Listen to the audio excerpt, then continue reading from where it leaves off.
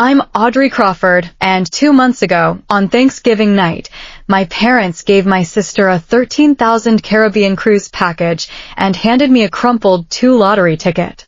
In front of 30 relatives, my mother said, "This is all that's appropriate for your situation, Audrey." They all laughed. None of them knew that little ticket would change everything. $100 million changes everything, but not in the way you might think. If you've ever been made to feel invisible by your own family, this story is for you. Settle in. The Crawford family Thanksgiving was always a production. Not the warm, fuzzy kind, more like a stage where everyone performed assigned roles. I arrived at exactly 5 p.m. with a homemade autumn salad and a bouquet of dahlias I'd spent 3 months nurturing. Deep burgundy, perfect for the season. My mother opened the door before I could knock. "Oh, Audrey," she said, her eyes flicking to the flowers. "Still playing with plants, I see." Behind her, I heard squealing. Vivian had arrived. Mom rushed past me, arms outstretched. "There's my girl." "Oh, that dress is stunning." I stood in the doorway, holding my flowers, watching my mother embrace my sister like they hadn't seen each other in years. It had been 2 weeks. Inside, the house buzzed with relatives. Dad sat in his leather recliner, deep in conversation with Marcus, my brother-in-law. He didn't get up when I entered. Just a nod. "Audrey, good. You're here. We need help setting the table." "Of course." I was there to work. The living room formed a semicircle around Marcus as he described his latest real estate consulting deal. Everyone leaned in, captivated. I knew better. Marcus was slippery. But I had no proof, just instinct. Later, as I arranged napkins alone in the dining room, my mother introduced me to a distant cousin. "This is Audrey, my younger daughter. She does gardening. I think something with plants. Landscape architecture, Mom." "Same thing, dear." I kept folding napkins. Some battles weren't worth fighting. Not yet. I was refilling the water pitcher when I heard them through the slightly ajar kitchen door. Mom, Dad, Vivian, speaking in that hushed, conspiratorial tone families use when they think no one's listening. "The cruise leaves December 15th, Mom was saying. 2 weeks in the Caribbean. The whole family. You, Marcus, the kids, your father and me, even Grandma Grace if she's feeling well enough." My hand froze on the pitcher handle. "What about Audrey?" Vivian asked, not concerned, just acknowledging my existence. Silence. Then Dad cleared his throat. "She's busy with work. Besides, a trip like this is expensive. We don't want to burden her." They hadn't asked if I was busy. They hadn't asked if I could afford it. They'd simply decided I wasn't worth including. I pushed the door open. "I'm not invited." 3 faces turned. Mom's smile tightened. Dad suddenly became very interested in his coffee cup. "Sweetheart," Mom started, "this trip is to celebrate Marcus's promotion. It's really more of a family thing." "It's not about you, Audrey," Vivian added, her voice honeyed. "We just didn't think you'd be interested. You're always so independent." Independent, the word they used when they meant outsider. I was about to respond when I noticed Grandma Grace standing in the hallway, her frail hand gripping her walker. Her eyes met mine, sharp, knowing. She reached out and squeezed my hand, said nothing. But in that silence, I felt seen. "Audrey, help your grandmother sit down," Mom instructed, already steering Grandma away. Before she disappeared, Grandma looked back at me. Her lips moved silently. "Call Thomas Smith this week." I didn't understand, but I would. The dining room fell silent when Dad stood up, tapping his wine glass. "Before we eat, I want to thank everyone for being here. Family is everything." 30 people nodded.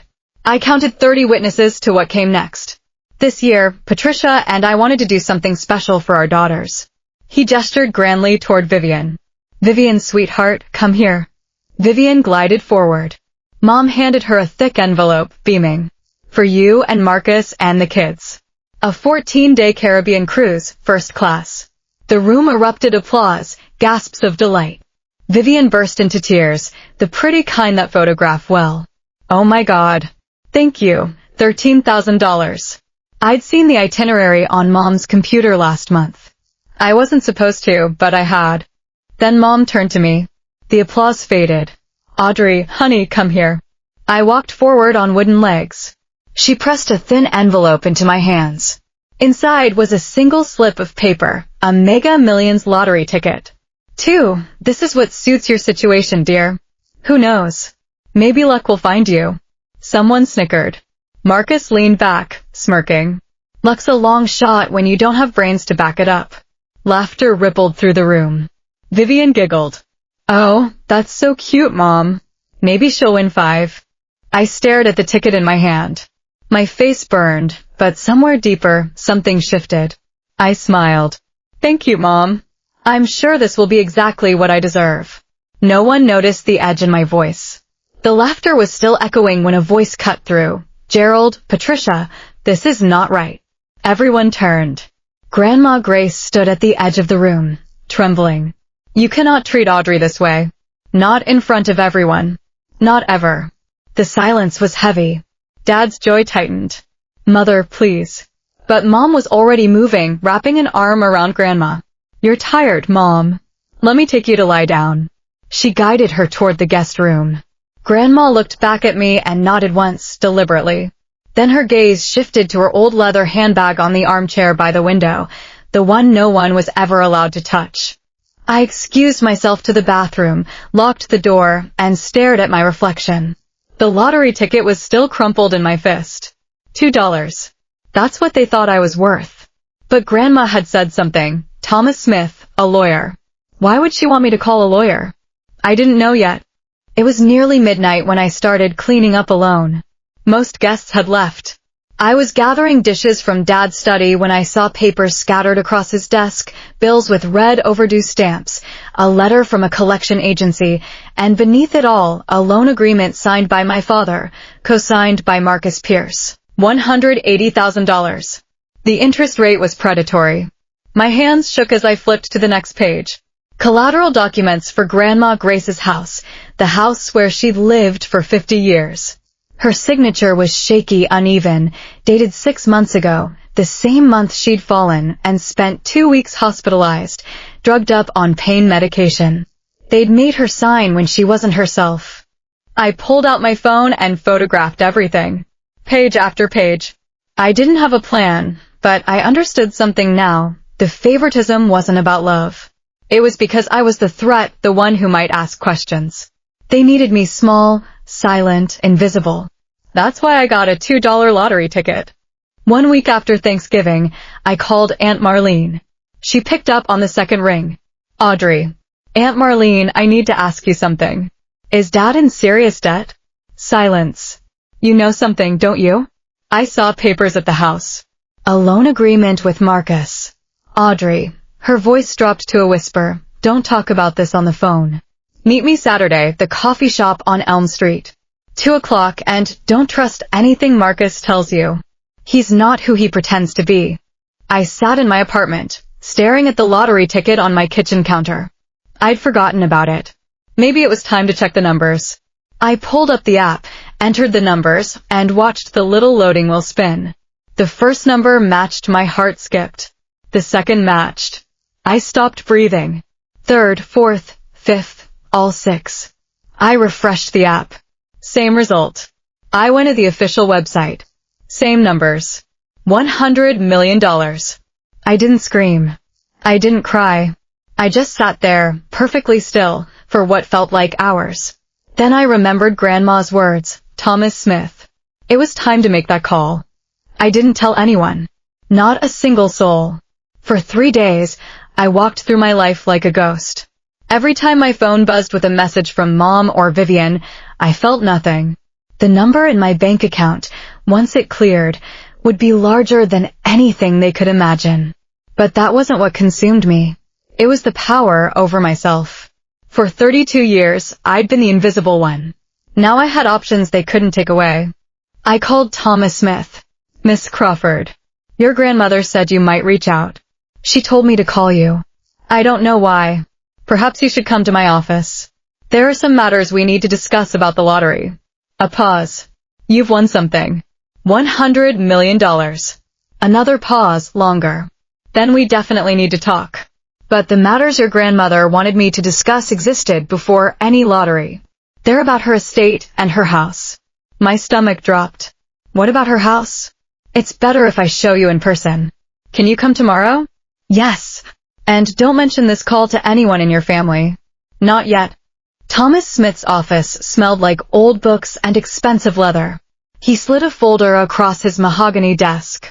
10 years ago, your grandmother established a trust fund in your name.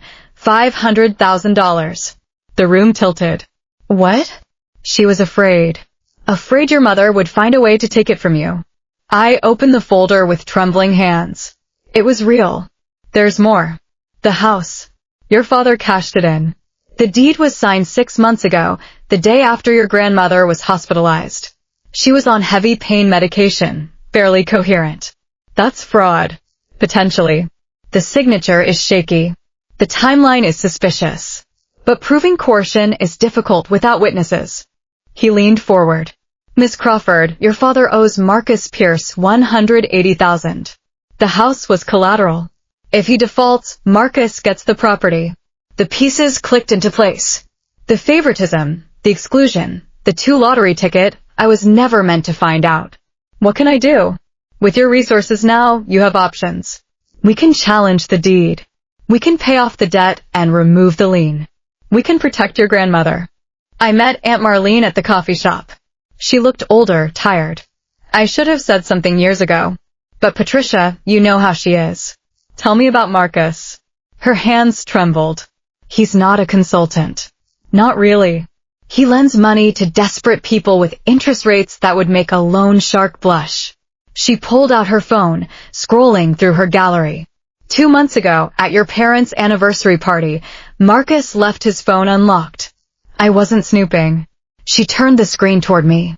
Text messages between Marcus and someone named Diana. Explicit, romantic, damning.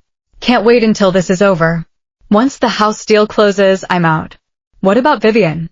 She served her purpose. Divorce papers are already drafted. I stared at the screen. He was cheating on her. For 8 months.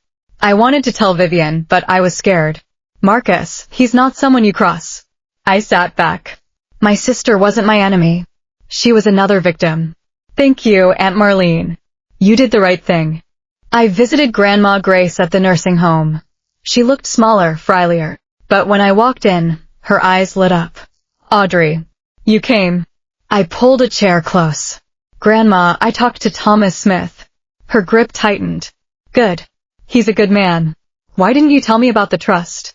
Because your mother would have found a way to take it. You were the only one who never asked me for anything. Never expected anything. That's how I knew you were the one who deserved it. Tears burned my eyes. And the house. They made me sign papers. I don't remember it clearly. Everything was foggy. I was in pain. I know. We're going to fix it. I told her about the lottery. The $100 million. The ticket her own daughter had given me as a joke. Grandma Grace laughed, actually laughed. Karma, she whispered. I always believed in karma. I'm going to buy back your house. I'm going to make sure you can live there again. Her hand found my cheek. I don't need you to take revenge on anyone, Audrey. I just need you to be free, to protect what matters. I will. Promise me something. Anything. Don't become like them. Don't let the money change who you are. I kissed her forehead. I promise. 2 weeks after Thanksgiving, the family gathered for a bon voyage dinner before the cruise. I was invited not as a guest, but as help. Audrey, can you arrange the centerpieces? Audrey, the caterer needs direction. I did it all with a smile. Played my part. No one knew about the lawyers working overtime. No one knew about the LLC I'd formed to claim my winnings anonymously. No one knew that in 3 weeks I'd be worth more than everyone in this room combined. Marcus held court, describing the cruise activities. Too bad you couldn't join us, Audrey, Vivian said, not sounding sorry at all. But someone needs to water Mom's orchids. Marcus leaned closer, voice dripping condescension. Buy any more lottery tickets? Maybe you'll win $5 next time. The table laughed. I let them. You never know. Luck has a way of surprising people. The morning they left for the cruise, I stayed home. Vivian texted, something's wrong with Dad's credit card. It got declined at the port. Can you transfer $500? I stared at the message. The irony was perfect. The first time in my life Vivian had asked me for money. I typed back, I don't have 500 to spare right now. Ask Marcus. He's the financial consultant. They figured it out somehow. I didn't care. They were on that ship now, trapped in the middle of the ocean for 2 weeks. I spent the day in Thomas's office, finalizing the LLC. The money would clear within the week, roughly $62 million after taxes. More than enough. I posted a single Instagram story, me standing in front of Grandma Grace's house. Caption, home renovation project starting soon. I knew Dad would see it. The local news ran a story, Mega Millions jackpot claimed. Winner remains anonymous. The ticket was purchased at a convenience store 3 miles from the Crawford home. Aunt Marlene mentioned it in the family group chat. Mom texted privately, Audrey, that lottery ticket I gave you for Thanksgiving. You still have it, right? I waited an hour before responding. Yes, Mom. I still have it. Why? Just curious. No reason. That emoji. She never used emojis unless she was nervous. Then the calls started. Mom, Dad, Vivian, Marcus. I let them all go to voicemail. By evening, 43 missed calls. By midnight, 79. The messages ranged from casual to frantic. I turned my phone face down. Tomorrow, I would call them, but on my terms and with an audience. At exactly 8 p.m. Eastern Standard Time, I clicked join call. Their faces filled my laptop screen, crowded together in the ship's lounge, tropical sunset behind them. Audrey, there's our girl. We miss you so much, Mom gushed. Dad added, we really wish you were here with us. Vivian waved. Hi sis, you look good. Have you been doing something different with your hair? They'd never once commented on my hair. Marcus sat slightly apart, arms crossed, watching me with that calculating gaze. Thank you all for making time. I know you're busy enjoying your vacation. Family comes first, Mom declared. Always. Interesting choice of words. So, Dad leaned forward. We heard some interesting news. Something about a lottery ticket. I didn't flinch. Yes, I won. The silence was deafening. Then everyone spoke at once. Oh my God, that's incredible. How much? Audrey, congratulations. I let them exhaust themselves. When the chatter died down, I spoke again. $100 million. Mom's hand flew to her chest. Dad's mouth opened and closed. Vivian looked like she might faint. Marcus recovered first. Audrey, that's life-changing money. You're going to need help managing that. Investments, tax strategies, I have a lawyer. Sure, but a family member who understands finance. Marcus. My voice was steady. Before we talk about money, there are some things this family needs to know. His smile flickered. What kind of things? The truth. I shared my screen.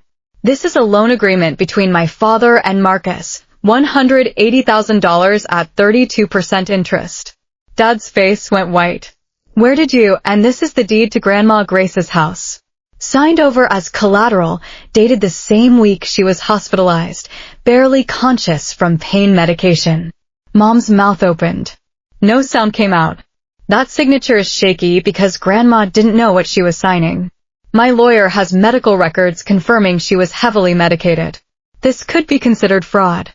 Audrey, this is family business. I'm not finished. I clicked again. Screenshots filled the screen, text messages between Marcus and Diana. Explicit, unmistakable. These are messages between Marcus and his assistant Diana. They've been seeing each other for 8 months. Vivian's face crumpled. What? I read aloud. Once the house deal closes, I'm out. She served her purpose. Divorce papers are already drafted. That's not. Marcus stood up, his chair scraping. Those are fabricated. She's lying. Am I? Vivian, ask him. Look at his face and ask him. Vivian turned to Marcus. Her voice was barely a whisper. Marcus? He didn't answer. He grabbed his phone and walked out of frame. Mom started crying. Dad just sat there, stunned. Here's what's going to happen, I said quietly. I'm using my money to pay off the loan and clear the lien on Grandma's house. The deed will be transferred back to her, legally protected. None of you will have any claim to it. Audrey, Dad pleaded, we're family. Family doesn't steal from 90-year-old women. I kept my voice level.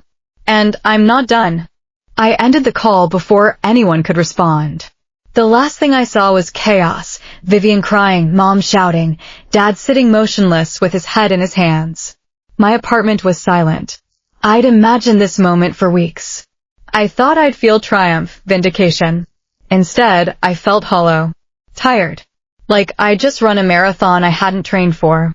2 weeks later, Thomas called with good news. It's done. The challenge went through. With the medical records and Aunt Marlene's witness testimony, the bank agreed to void the original transfer. Your father defaulted on the loan when Marcus stopped co-signing. But here's where your money comes in. I'd already made my decision. Pay it off.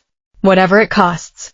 Approximately $215,000, principal, interest, and legal fees to transfer the deed cleanly to your grandmother's name. Do it. The money was nothing. A rounding error. But what it represented, that was everything. Grandma Grace came home in April. I was there when the transport van pulled into her driveway.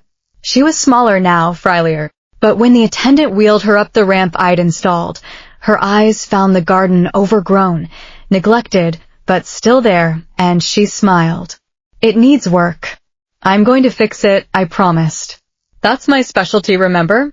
We sat in the sunroom that afternoon, watching goldfinches at the feeder I'd installed. You did all this? She asked. It's your house. It should be comfortable. She was quiet for a long moment. Your mother called me last week. She wanted me to talk to you, to convince you to come back to the family. What did you tell her? I told her that you never left. That family isn't about showing up for Sunday dinners. It's about showing up when it matters. She reached for my hand. You showed up, Audrey. When everyone else saw what they could take from me, you saw what you could give. I blinked back tears. I just did what was right. That's the hardest thing to do. And you did it anyway. We sat together until the sun went down. No more words needed. 1 year later, I barely recognized my own life. I still work as a landscape architect, not because I need the money, but because I love it. My firm has expanded. The lottery money sits mostly untouched in diversified investments. I bought a modest house near Grandma Grace. Nothing flashy. I adopted a rescue dog named Clover. And I established the Grace Mitchell Foundation, awarding scholarships to young women pursuing careers in the arts, women from families who don't understand them, who've been told their dreams aren't practical. Each acceptance letter feels like a small act of defiance. Take that, universe. People always ask me the same question. Did $100 million change your life? The answer surprises them. No, not really. What changed my life was a moment, a single crystallizing moment when I realized that I had spent 32 years waiting for people to see my value. And they never would. Not because I wasn't valuable, but because they weren't looking. The lottery ticket was a gift, not because of what it was worth, but because of what it revealed. The people who should have loved me only cared when they thought I had something they wanted. That revelation was worth more than any jackpot. If you're watching this and you're in a family that doesn't see you, I want you to know, you don't need 100 million to free yourself. You don't need luck. You don't need permission. You need one decision, to stop letting other people define your worth. Set your boundaries. Walk away from tables where you're only invited to serve. Build your own table if you have to. The money gave me options, but the power was always mine. I just didn't know it until someone handed me a 2 lottery ticket with a smirk and thought they'd put me in my place. They put me in my place. Just not the one they expected.